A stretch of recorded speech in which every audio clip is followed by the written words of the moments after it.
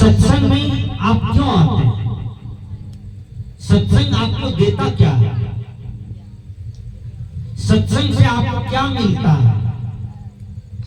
एक चीज जरूर अध्ययन कीजिए कि जब तक आप सत्संग में बैठे हैं तब तक आप दुनिया भूल जाते हैं। यह प्रमाण है ना? सारे दुख सुख को भूल जाते हैं, सारे अहंकार विकार को भूल जाते हैं, सारे रिश्ते नाते को भूल जाते हैं। आपका ध्यान कहां लग जाता है? गुरु वचन पर।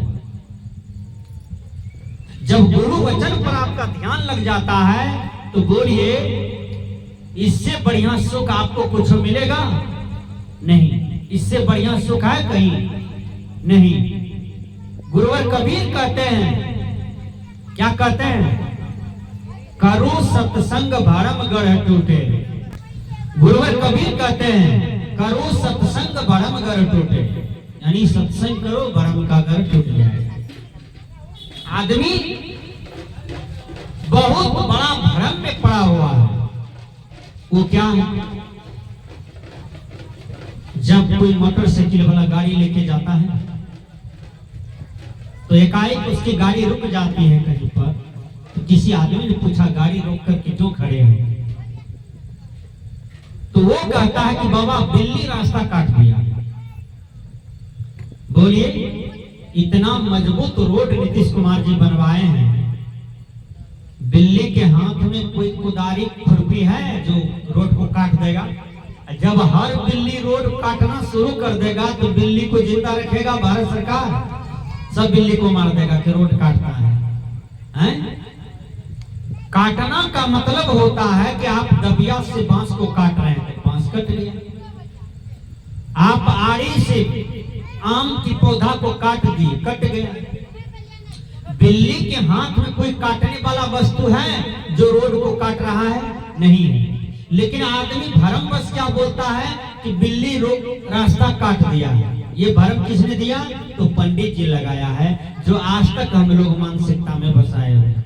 कोई बिल्ली रोड नहीं काटता और कोई बिल्ली आपकी यात्रा को खराब नहीं करता।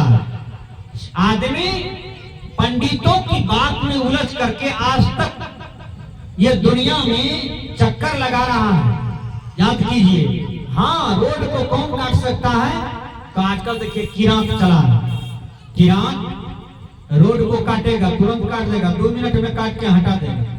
लेकिन 1000 बिल्ली को जमा कर दीजिए, विचार कीजिए क्या 1000 बिल्ली के हाथ में दबिया दे दीजिए, कुदारी दे दीजिए, कहिए तुम इसको काटो, रोड को काट पाएगा? तो फिर आदमी कैसे कहता है कि बिल्ली रास्ता काट दिया है, बिल्ली यात्रा खराब कर दिया? एक समय था कि सुबह सुबह लोग तेली को देखता था तो कहता था यात्रा खराब हो गई।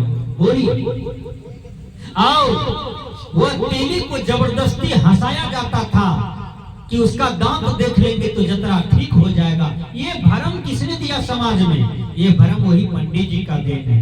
आओ, इस भरम से आज तक आप मुक्त होना नहीं चाहते हैं। यह प्रपंच से आज आप मुक्त हो जाइए।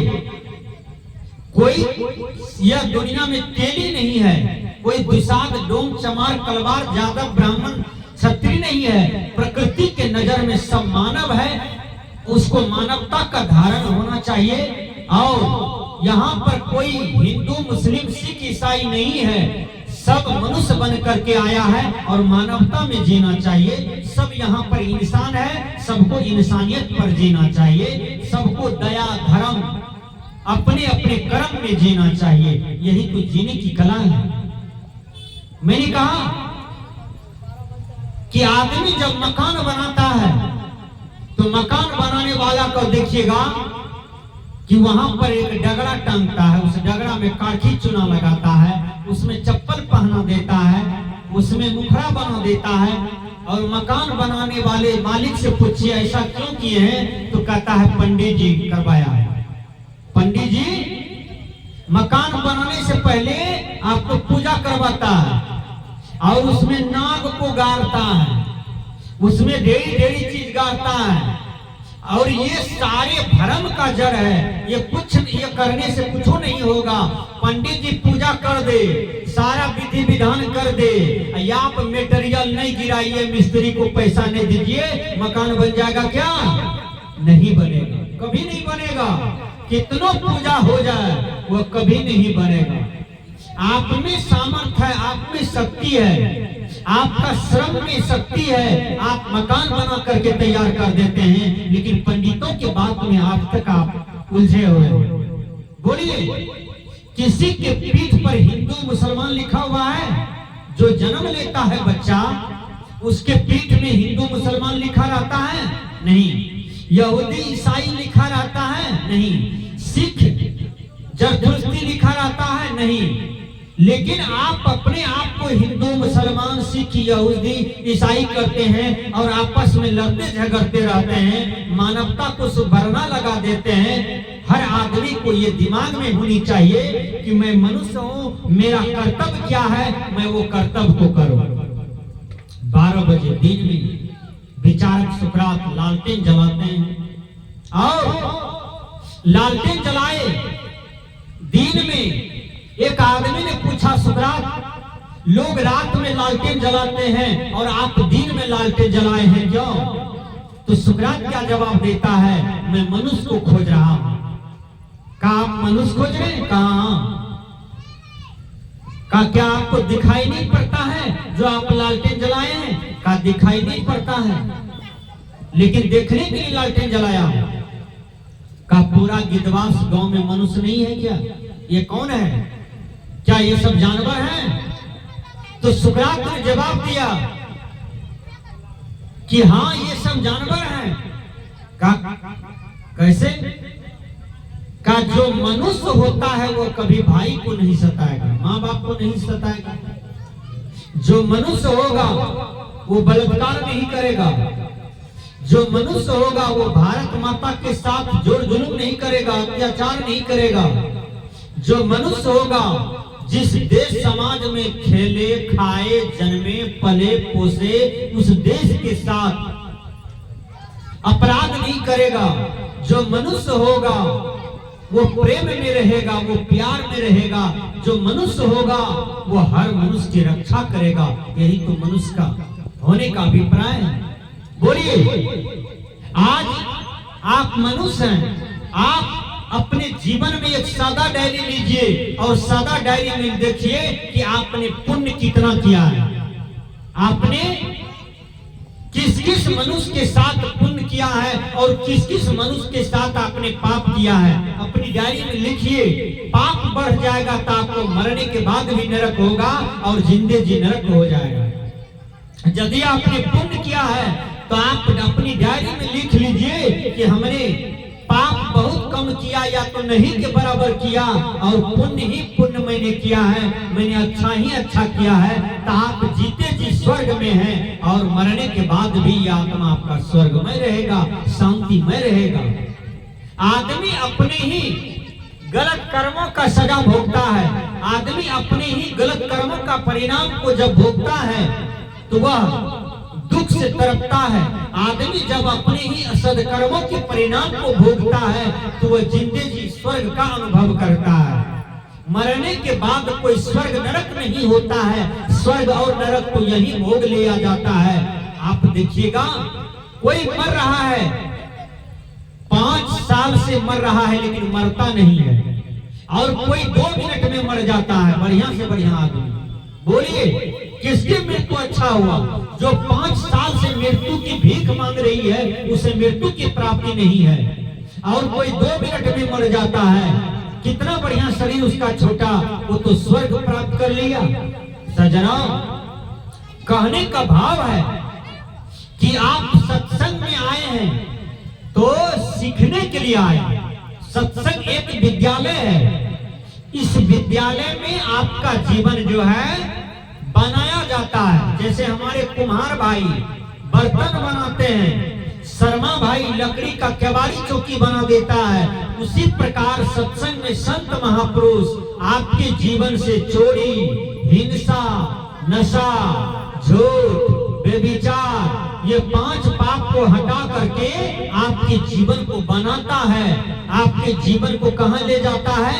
दया, क्षमा, सत्य, सील, विचार, विवेक, वैराग, सेवा, श्रद्धा, यहाँ पर ला करके आपके जीवन को छोड़ता है तो आपका जीवन स्वतः बन जाता है।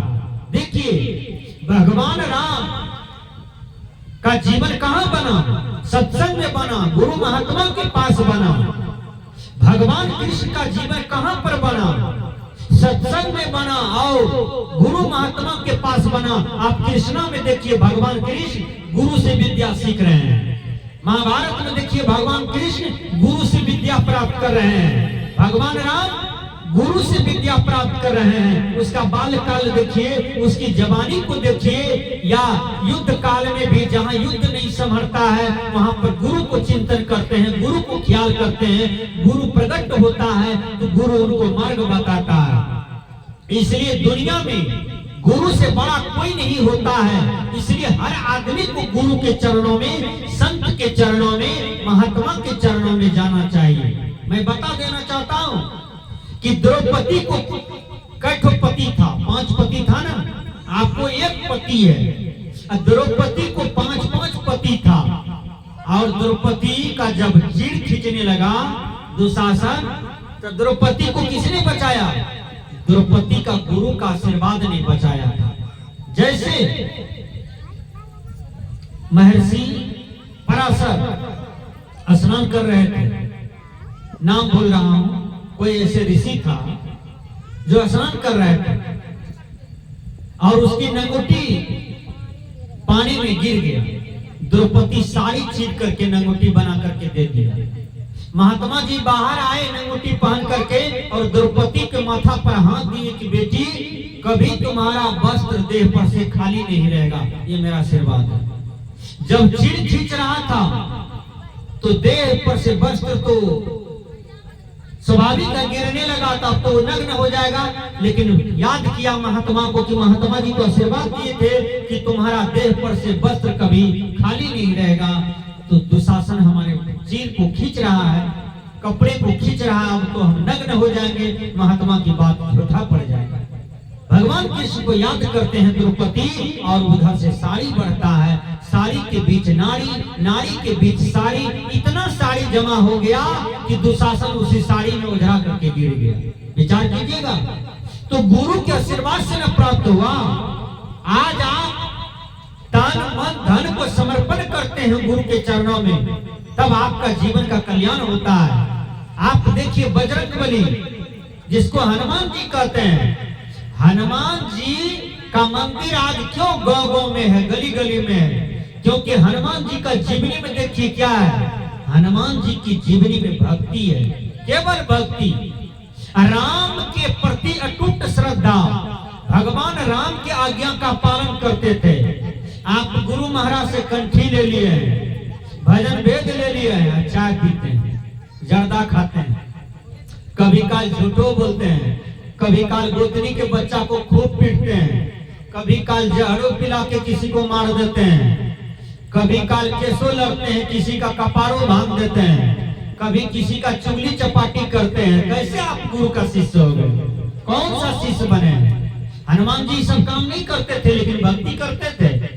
भक्ति करना चाहते हैं गुरु का तो हनुमान जी जैसा कीजिए, भक्ति करना चाहते हैं प्रभु का तो अर्जुन जैसा कीजिए। अर्जुन बैठे हैं गद्दी पर और रथ को भगवान चला रहे हैं।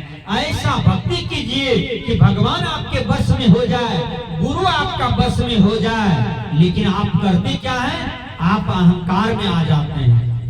थोड़ा सा ज्ञान हुआ, अहंकार में आ गए। थोड़ा सा धन मिला, अहंकार में आ गया।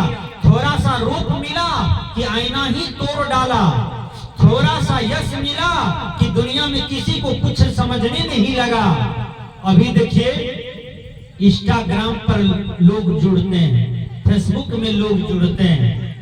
इंस्टाग्राम में जुड़ने से, फेसबुक में जुड़ने से आज हमारा समाज में बहुत अधकचरा व्यवहार हो गया। 4-4 बच्चे की माँ दुल्हा को छोड़ करके दुल्हा कर लिया। 4-4 बच्चे की बाप पत्नी छोड़ करके पत्नी कर लिया, शादी कर लिया। इंस्टाग्राम, लोग पूछता है ये कौन है, तो कहता है ये फेसबुकिया फ्रेंड है, ये इंस्टाग्राम वाला फ्रेंड है। जमाना कैसा आ गया है, आदमी का खोपड़ी उलट गया है।